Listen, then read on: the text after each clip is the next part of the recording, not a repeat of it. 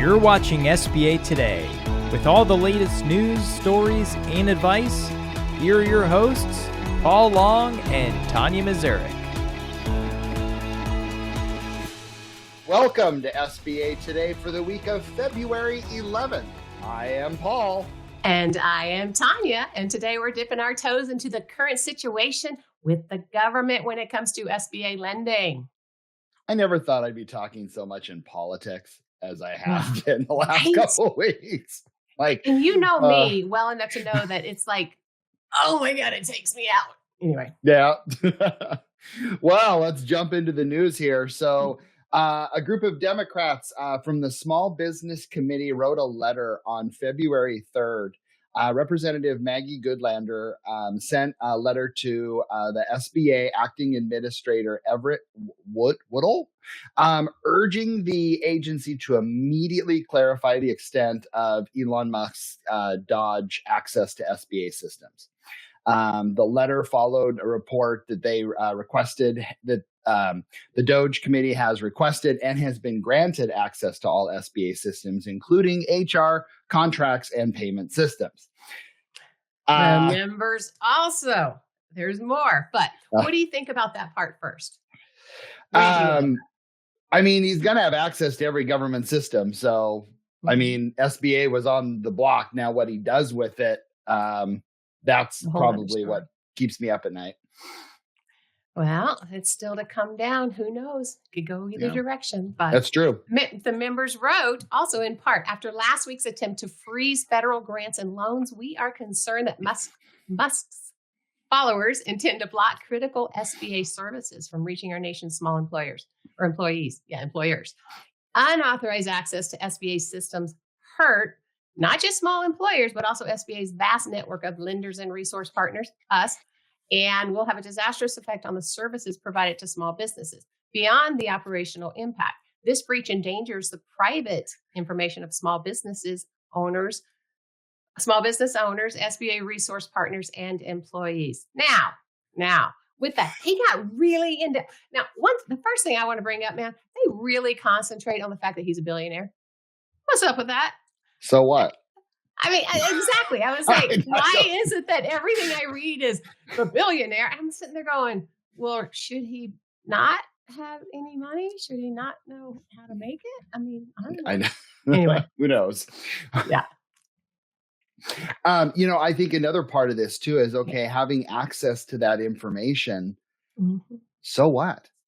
I mean, I'm sorry, that's my personal opinion, but I think what they're trying to find out is, again, where they can save money. And I don't think they're going to be saving money on us giving out loans that they insure. I don't see that. Now, is there maybe too much staffing, maybe some expenses that can be cut, maybe something like that? Probably. But I think, I don't know. I guess you and I are a part of the media now, but I'm just like, I think they're making a little bit of a bigger deal than it really is, in my opinion. See, that's exactly how I feel as well. And it's they're sitting there talking about mismanagement, whatever. There's mismanagement everywhere, and there's been mismanagement. I mean, think of what they're already saying about COVID in general, and the IDLs and the PPPs, and how many people were fraudulent and how that went down. Was there mismanagement? I don't know. Try to get it out quick. There's going to be something go down. But anyway. Well, and look at your own budget. Hey, Tanya, do you have anything of mismanagement in your finances? Oh, my God. Do you spend too much at Starbucks? Come on. We all do it. It's better. It is better. Yeah. Okay. So I had to call my daughter goes to CSU, and this is her second semester. And they have a different way of paying. And here I'm a flipping banker. I know how to manage my money. I go in to pay, but I had to go to this online site to where they would send the online check, but it wasn't through my bank. And I completely spaced moving the money from my savings into because it was a large number, completely spaced it. And I know better. I have everything set up for everything. But it bounced. And I'm like, I was mortified. Anyway, I had to call them, and I'm sitting there going, okay, I know better than this. So anyway, but I'm going to send Elon the billionaire over to your house to go through your finances. Okay. Oh my God, how embarrassing. It was so embarrassing. Anyway. Yeah. Yeah. Well, so an update on Senator Loeffler's confirmation. She has been moved out of committee and proceeds to the Senate vote this week. Nagel reported earlier this week that that has been sent over, voted 12-7 to advance her nomination. I don't know if that was down party lines or not. I mean, it kind of looks like it. But 12-7 on there. So we probably expect to have her Senate confirmation this week, and then we can move on from this story and see what she does. Because we've only talked about it in bits and pieces for how many weeks now? Yeah. Yeah. It's been going on for a sec, right? A little bit. But what is already interesting, and I think where we really need to spend some effort in research, and that is what the Small Business Committee is doing. Because remember, there's a Small Business Committee in the SBA, and they really do work with one another. There are some new things that are brewing on this. There is a bill called the COVID Collections Act. We've beat this dead horse as well, but prohibits suspension of collections on loans under $100,000. So pretty much extends the time that inspector generals can go after that, which the first thing I thought of is we still have inspector generals. Oh, okay. Same here. I'm sitting there going, wait a minute. What? I thought they were gone. But did I miss something? I don't know what they're going to do with that. But that is there. And then the other one is, again, this one we talked about in our hearing, but this one came out of the Small Business Committee, which is the Small Business Childcare Investment Act. Yes. It qualifies nonprofit childcare businesses to be eligible for 7A and 504 loans. So if you're a 501c3 nonprofit that provides birth to compulsory childcare. Compulsory childcare. I'm sorry. Hold on a second. I have to Google that word. I'm too stupid to know what that one is. But okay, I assume that means kindergarten or preschool, right? Like, okay, sounds good. Yeah. Well, I have to ask AI. Exactly. But they provide care for school-age children outside of school hours, et cetera. So pretty much most of this is a lot of churches have a child care part of their services that they would be able to do that on there. It can't be used for religious activity. Duh. Right. I didn't know that churches can because of the religious activity piece. Because if it's a religious nonprofit, though, and they are in any way, shape, or form having any piece of the religious in it, I don't think they qualify, do they? Well, we'll find out. But the way that I took it as is, if churches want to do that, they can, and they can be eligible. The only thing I've noticed is I've looked at financing before for those types of, and usually it's not a separate entity of the church. It's all under the church. So it'll be interesting to say, okay, here's your money, but no, you can't use that on Jesus.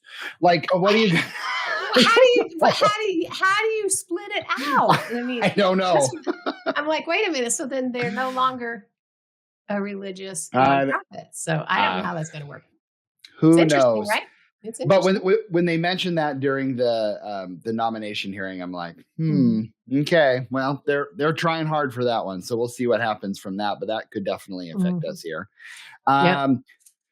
Another bill that provides that only loans over $500,000 will require to have a personal guarantee, while loans 500 under will not require personal guarantees. Okay, now if everyone's like, what, Paul, do you want to say that again? I will. The bill further provides that only loans over $500,000 would have a personal guarantee. Now, but wait a minute. I think that's talking about the nonprofits. I think that's only talking about the nonprofits.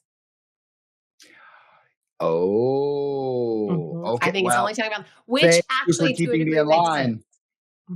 Okay, Yeah. so that actually makes a lot more sense too then with that. So, well, okay, that's I know. Cool. I read it the same guys, way. to get you all excited. Is that for us? No. But I know. Go ahead. I was going to say, I know many people that would love that rule in general, but that would increase defaults through the roof. I was just going to say, I would not like that rule, and call me crazy, but I'm sorry. If you're getting lending and you're getting it backed by the SBA and by the people, because that's who's paying, for the SBA and putting the tax money in, you got to have something on the line. Yep. Sorry. So I'm not a believer in that one. But anyway, I think it is strictly only for the nonprofits, because it's part of that. Okay, gotcha. So, yeah. So we are going to put a personal guarantee on God. Okay, cool. Go ahead. Keep going. Okay. They're also returning. Okay. So the returning SBA to Main Street bill or act requires the administrator of the Small Business Administration to relocate 30% of employees assigned to SBA headquarters to duty stations outside the Washington metropolitan area. Now, that incorporates two things, both moving or downsizing the 30% and moving them outside, but also downsizing the office space there in Washington by not less than 30% as well within 2 years. So that's an interesting one. Yeah. I mean, I guess I see the overall thing on that. But if you live in the Washington metropolitan area, then, you probably want to work there maybe. But I don't know. It just, whatever. I just sit back and eat my popcorn and see what happens in life. Keep watching what's happening. Keep watching what's happening. I'm like, oh boy, you're eating popcorn. I'm eating candy. Oh, okay. All right. So the Disaster Loan Accountability and Reform Act is the next one. It creates monthly disaster loan report requirements, funding request requirements, limitations on SBA regulations that may not be issued by SBA to increase cost of disaster loans, and other measures aimed to improve accountability in the disaster loan program. One of the funny things I read in that one, well, maybe it's not funny, but the administrator cannot fly or travel somewhere without putting in documentation of where they're traveling and why and stuff like that. It's like, so they have been? I mean, that's a real, wow. I'm like, okay, that's very interesting. I know some of the nuances of these things. It's like, I really had to read it like multi times. And then of course I was like, I don't understand it, but whatever. I don't know. These what are do you bills. think about some of them? I mean, I saw a lot of this coming. I think we're really going to start seeing, once Kelly's in, that we're going to start seeing movement in certain things, especially the Small Business Committee. I was talking to a broker yesterday, and he was like, well, God, there's so many things that are going on. And what do you see that's changing in SBA? And I'm like, everything. Everything. Yeah. Like, it's just, he's like, well, what do you mean? We're talking about asset and stock sales and partial buyouts and all that type stuff. And, partial buyouts, I think those are here to stay. But I think some of the loosey-goosey rules that the Small Business Committee had heartburn over, I think will eventually come back with here in the next few years. So those lenders who and some of them need to be. Some of them need to be backtracked a bit. They do. And I always tell people, if I followed the SOP to the law, I'd be out of business in 10 minutes. It's not. Did he say that out loud? Sure did. It's interpretation. It is interpretation. There's too many times that I have had an interpretation of it and somebody else has had a different one. One would have gone, no, it's not eligible. And me, I'm like, but I think it is. And we had to go all the way up the line to find out if it was or it wasn't. I won. Yep. Oh. It's called 7A questions at SBA.gov. Oh, or even farther than that. Oh no, I took it all the way up to the top. Oh yeah. Dang. We had to get some top of the line review and some something that came back that was incorrect. Anyway, all good. But I don't know, guys. All right. That's it for this week. So please join us next week, actually, on Tuesday mornings, 9 a.m. Mountain Standard Time, on LinkedIn and or YouTube. And or for your convenience, you can go find us on any of the streaming platforms where you get your podcast. While you are there, go look at some of our previous episodes or any of our family of podcasts, the Art of SBA Lending and or the BDO Show. Follow us, share with your network. Smash that like button down below if you like what you're doing to let us know that you like what you're doing. Remember, Paul and I really care about you. We care about the industry. So if you've got anything for us as far as a topic and or questions, reach out to either us on LinkedIn. And hey, other than that, rise up with your big bad selves and go sell. All right. See you guys later.